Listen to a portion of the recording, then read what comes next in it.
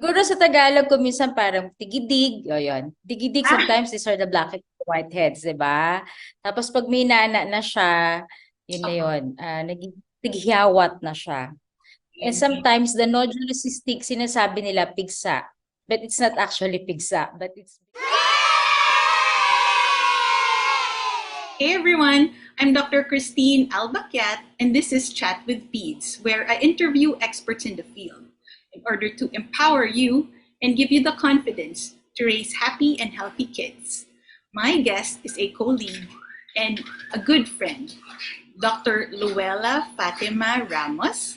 She is a board certified dermatologist of the Philippine Dermatological Society, and she's also the chairman at Southern Isabela Medical Center, Department of Dermatology and Venereology.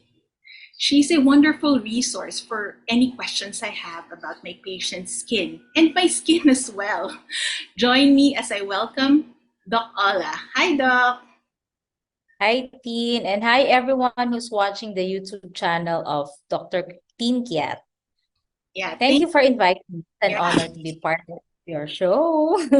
You're so busy. It's so hard to catch you, Doc. So, I'm so glad I matutuloy na tayo. see. Oo nga. All right, let's dive in. So, Doc, most common, what is acne and what does it look like? So, okay. So acne is actually a very common skin disorder. In fact, based on the health information system and our census at our department, acne is always the top in our census. Okay. So acne is a chronic disorder of the skin, specifically of the pilosebaceous unit. So when we say the pilosebaceous unit, it's the hair shaft, the hair follicle, and the sebaceous gland or sebum gland beside it. So whenever I have patients whom I consult for the first time and I diagnose them with acne, I explain this a very important part of having an acne. So how does acne form? So as I've said, the pilosebaceous unit, you have the hair follicle, the hair shaft, and then beside it is the sebaceous gland, wherein a keratin plug is formed.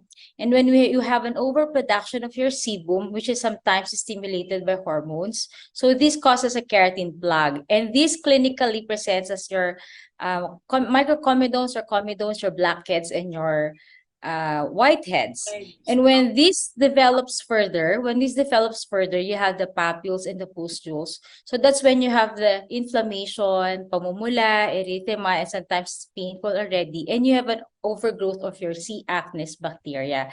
So those are the four pathophysiological processes that happens when you have an acne. And this is important to explain to the patient as well, so that when you give them the medications, you make them understand what those medications are for. Okay. Ano po yung, so, ang cause po ba ng acne yung plug mismo?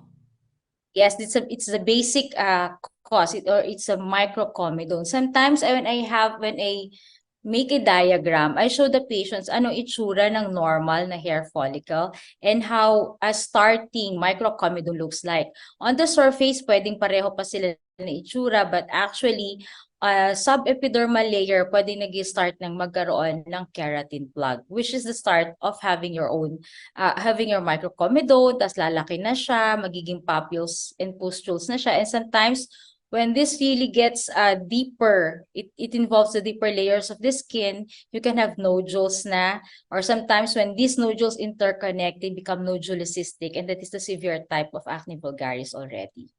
Okay. So, So, para na siya na. iba-iba din po yung severity and hitsura po ng different types Yes. of acne. Parang ganun po. Siguro sa Tagalog ko minsan parang tigidig, o yun. Tigidig, Ah, sometimes these are the blackheads, whiteheads, di ba? Tapos pag may nana na siya, yun na uh-huh. yun, naging tighiyawat na siya. And Yun. sometimes the nodulocystic, sinasabi nila pigsa. But it's not actually pigsa, but it's because it's very infected already. Kaya mukha na siyang pigsa. That's a Ah, severe type. okay. Okay. So, Doc Ola, for patients who want to reach you, how can they reach you? Yes, actually Mondays to Fridays, I'm at the Zoudert Isabela Medical Center, Department of Dermatology and Venereology. We actually have our dermatology center there, and we have a lot an array of treatments if you have for your dermatological needs. Hindi lang acne, actually marami po. We have a wide range of services for your needs, not just the aesthetic po ha, but your pathologic diseases. We cater to them. And on Friday, Saturdays pala, Saturday sa Matbay Private Clinic at the Heritage Building, Room 216, every Saturday afternoon lang po. And if you cannot, if you have urgent need, quite urgent needs and would prefer to have an online consult first, you're free to check out the Facebook page of our department.